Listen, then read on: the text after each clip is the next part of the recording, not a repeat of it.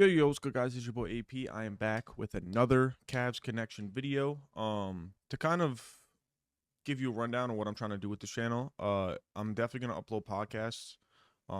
Preferably more, not preferably, but more so after games, when something happens specifically, and kind of in that aspect, maybe once a week, and then during the season, maybe I'll try to do it a couple times a week to kind of keep everything updated and give you my opinions throughout the season. But then I'm gonna have videos like this, kind of filler videos. I don't want to call them filler, but like just ideas I come up with, like today. I just dropped the Evan Mobley video today. I'm gonna rank all the active roster right now. I didn't count like the two-way guys and stuff like that. And if I did add two-way guys, because I did this a couple days ago and I didn't pay attention, okay? But I got them ranked, and I'm going to give you my opinion on why I think they're ranked from most important to least important, right? So I'll probably start at 13 just to kind of get that out of the way, and then I'll do the most important and then give my opinion. But expect these videos in between the podcasts too. But this channel is strictly going to be my Cavs stuff. So if you know me from AP Jones, I'm probably not going to post that many Cavs videos on the AP Jones account anymore, unless it's like a LeBron comes back type thing. But yeah. So all my Cavs fans out there, show me some love. We almost at 100. I forgot I had this channel, and we at 98 right now. So you could be 100. Just saying. Anyways, all right, let's start. So on at the 13th spot, which I know there's like 15 roster spots or whatever, but I'm not counting the two ways. I'm not really like, I'm just going off the guys I know that played last year and or are going to play this year, which I might have missed a guy that is like just there's 13. Okay, I put 13 on the list. 13 is Tyrese Proctor. Um, it's not that I don't think he's important to us this year, right? I think everybody on this team is important to us this year, but it's just how important I think they are. And I think there's guys above him, like the guy that's next to him, that is going to give us a little bit more this year if he gets the opportunity. So, but I like having Tyrese on the team just to kind of keep developing and become like that um, kind of scorer that we need off the bench as a guard, especially as years go on and Harden leaves and Mitch gets older and stuff like that. But sorry, Tyrese, I had to put you at 13. At the 12 spot, I got CPJ. I got Craig Porter Jr. I really like.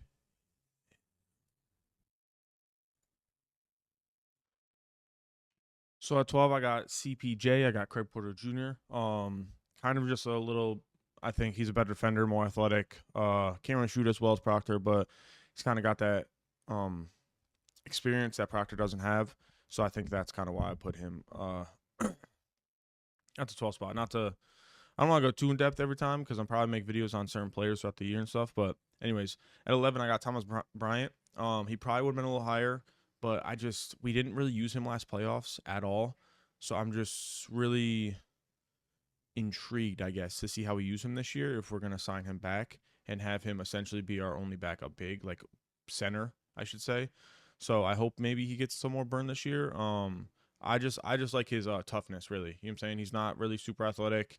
He can kind of shoot the ball now, but kind of slow. But he's got that dog in him. I hate saying that now. I feel like it's cringe, but he's strong. He plays strong. He's not afraid of nobody, and that's what I like. At 10, I got Tomlin, Naquan Tomlin. I think he can have I don't want to say the breakout year because I don't know if he's ever going to be like that all-star. I love him to death. He's a really cool guy. I just don't know if he's ever going to be that all-star type player. But he can definitely have a role in this league for a really long time. And I think if he also uses his strength, also uses his toughness, his athleticism, maybe can knock down a few corner threes and stuff like that, he'll help us a lot this year. Especially on defense. He's above average defender, and I think with his athleticism and his strength, he's gonna only get better at time. Because people forget that he didn't play high school ball, I don't think, and so he's a late bloomer. So he's still got a lot of learning to do, even though he's like 24, 25. So he can still develop at a very high rate that we just don't expect. At 9, we got Malik Thomas. I wanted to put him a little higher, but I think guys just have a little bit more of an important role for us. But he has a chance to come right in and help us, right? I don't know if Kenny will do that. I have no idea what his plans are with Malik. He might have him be in the G League all year. I have no idea, or not touch the floor at all. I have no idea. But summer league, and I don't want to react to it too much, but he looked great, right? Outplaying all these other top rookies and stuff like that. He was a second round pick for us. So I'm really excited to see him develop, and I think like developing next to Harden and Mitch is only going to help him even more. So I'm really excited to see how he progresses and if he gets the opportunity this year. But I think he can be very important to us if given the opportunity. 8 is Merrill. Uh, I was gonna put him or Strus here. I put Merrill here because I just think I don't want to talk too much about him because this is Merrill, but Strus just does a little bit more for us, I think. But Merrill is still one of the best 3-point shooters in the league. I'm super excited. I hope he kind of figures out how to just be more effective on offense. Like I don't need him to, because obviously what we lacked last year when Harden and Mitch weren't on was ball handling and creation, right? I'm not saying Merrill has to come out here and be AI with the ball, you know what I'm saying? But maybe just work on his hand a little bit more to be able to create a little bit more for himself so he's not so reliant and just being that catch and shoot 3-point shooter, which he's amazing at. So we do need that still. I don't want him to forget about that. But yeah. 7 is Mario Hazonia. I'm super excited to see him play. I get we only got him on a 1-year, $2.8 million contract, but I think he's going to be very, very important for us at 6'9". He may even start, but I think the guy that I have 2 spots ahead of him will get the start, hopefully, just because he's earned it, but I'll get there. Mario is just he's proven himself in the EuroLeague the last 6 years. I think it was 5 or 6 years. He said he didn't like how he left the NBA and he wants to come back. So I'm super excited to see him kind of. And I saw he took number 10. Everyone was in an uproar because Darius Garland's number, but I think he just turned to switch to 33, which I don't know the significance behind that. I just saw that he switched to number 33. That's kind of cool. I don't know why he did it. Maybe there was another reason and he really wanted 33, but that's pretty cool if he decided, like, okay, I don't want to take DG's number because he just left and da-da-da-da. That would be very cool. I don't really know too much about Mario Hezonja. I've seen highlights when he was at Real Madrid, and he is nice. So, but competition is different. Not saying EuroLeague's bad because it's not at all. I love watching EuroLeague, but hand up. Okay, next one. At number 6, we got Max Strus. This is where I was going to kind of put Sam and Strus here. I didn't know which one to do. But Strus, I think, just does more on the offensive end. And truthfully, I don't want to say too much on the defensive end because Sam Merrill really does hold his own. But Max Strus is just I think he's a better playmaker than Merrill. I think he's a better like he does all the little things that nobody really wants to do.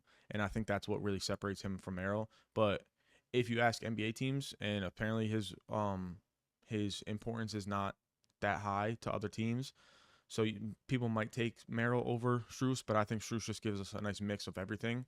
So I think that's why. And once again, I hate saying this, but he plays with a different type of level of intensity, and that's what we need more on this team. Now, number 5, these two I could have switched to 4 and 5. But I'm gonna do Jalen Tyson at number 5. I think he's gonna have a breakout year. And breakout, I don't mean he's going to come out and average 25. That's not what I mean. I think he just finished averaging 13 or something like that. I think he's going to stay around that range, be efficient, be a better defender. He might get more shots because he might be in the starting lineup. That's what I'm hoping he's in the starting lineup because I think this is our answer for the 3. He's a great catch and shoot 3-point shooter. He's a great defender. I just think he needs more burn. I think he's going to get the opportunity this year. 4, this is who I could have switched with, but Jared Allen. He's our guy that's going to kind of come in. He's kind of, especially after this last playoff run, he's definitely like diminished the brights are too light rumors. I think he played very well these last playoffs. And he's kind of our guy that we can always rely on. And we kind of need him to be that 15 and 8, 15 and 9 or whatever guy, and then go off crazy for like 20 and 15 sometimes. Like we need those opportunities.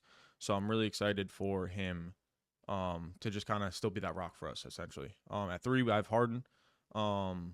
He's kind of just got to get better with the ball, right? And I know it sounds crazy coming from one of the best playmakers in the entire world.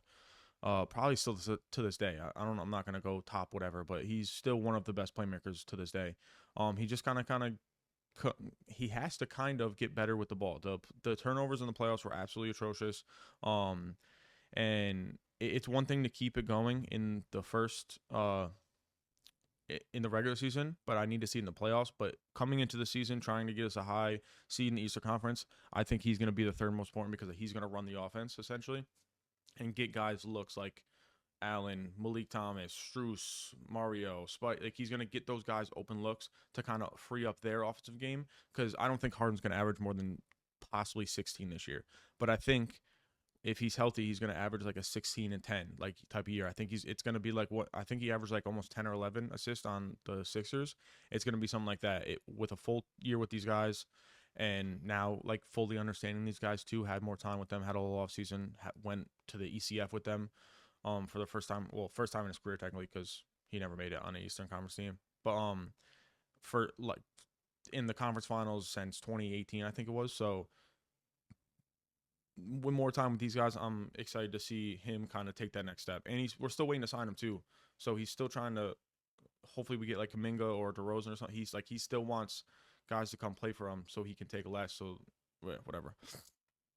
2. Now this might be controversial, right? But I got Donovan Mitchell. It's pretty self-explanatory, right? He is our motor on offense, and I know I just said Harden is, but Harden's our distributor for that motor, if that makes sense. I don't even know if that made sense.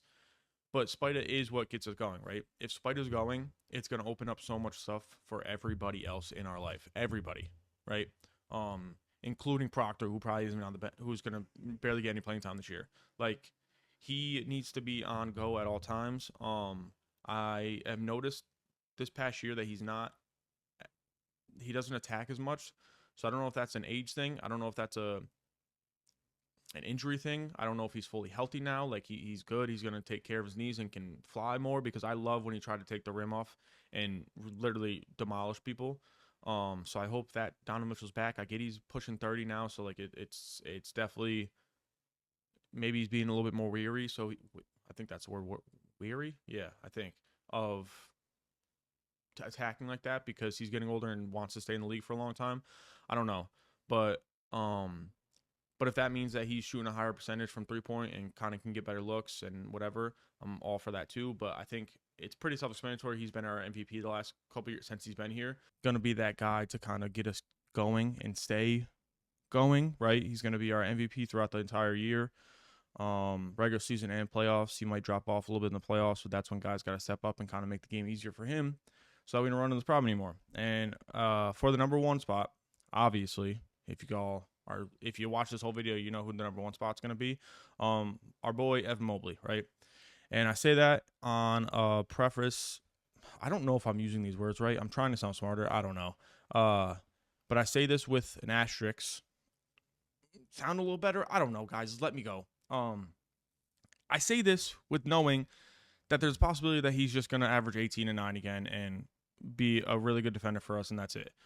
But I'm hoping this year, and I know we kind of have said this the last like 3-4 years with Evan Mobley, but I'm hoping that this is the next step that he takes towards being that superstar level player. I just made a video on him, so make sure you go look at that if you want a little bit more insight on it, more deeper dive on it.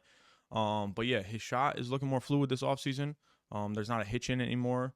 And what it's really going to come down to is let Donovan and Harden kind of letting him run the show, or trying to at least, and seeing how that goes. And the confidence level, right? He's got to have more of that like toughness to him. He doesn't really play with the toughness that like a guy like Jalen Tyson plays with, or Max Strus plays with, or Mario Hezonja plays with. And hopefully now that he's got more of those guys around him, like pressing him in practice, like playing against him in practice, I'm hoping that he'll kind of find that he doesn't need to be loud, right? He's a very quiet guy. It's very well known. He's very quiet, especially if you're a Cavs fan, you know that. But he needs to still play tough. If that makes sense. You can play tough and not be loud, right? Now, don't get me wrong. I love when Strus like gets all hyped and yells and stuff like that. That's cool. But Evan doesn't need to do that. But he needs to play tough and not back down to people. And he does need to get stronger. And he has shown that he's gotten a little stronger this offseason. So I'm hoping. I think he's 25. I think he's going to be 25 this year. No, he might be going to be 26. He's 25 and he'll be, okay, he just turned 25. So he just turned 25 this past June. So he's still in that, like, I don't want to say he's still in that development range. He already has a DPOY, like, he already has the Eastern Conference Finals now. Well, didn't win it, but he already made it there. So it's like, I don't want to make it seem like he's like done nothing for us the last, since he got drafted, and we're just like, but like, we all, like, kind of have put these expectations. I remember he was getting compared to Giannis when he first came in the league, super skinny, but had all the intangibles, just had to put it together. And I don't want to keep putting that pressure on him, but I'm hoping now, like, with Harden, who can get him more looks. Mitchell kind of getting older and needing to rely on him a little bit more. Wow, guys, if you stayed this long through the video, I love you. Okay, holy cow! But I'm hoping that he kind of just steps up and gets there. But before I start anymore, I'm gonna get out of here. Okay, but make sure you leave a like and sub if you haven't. Road to 100, we're 2 away, so you could be that 1 or 2 that gets me there. I appreciate y'all. I'm gonna start uploading out here more. I completely forgot about the channel. I'm not gonna lie. I was looking through my other, like, I only have 2. I have this one and AP Jones, so I wasn't really like, I've just always been on the AP Jones one. I never even thought about it. But yeah, I forgot I made this like a year ago, 2 years ago. We're back. Make sure you leave a like, sub if you haven't. Also, comment down below if you agree or disagree with any of this list. And yeah, it's been your boy AP. I'm out. Deuces.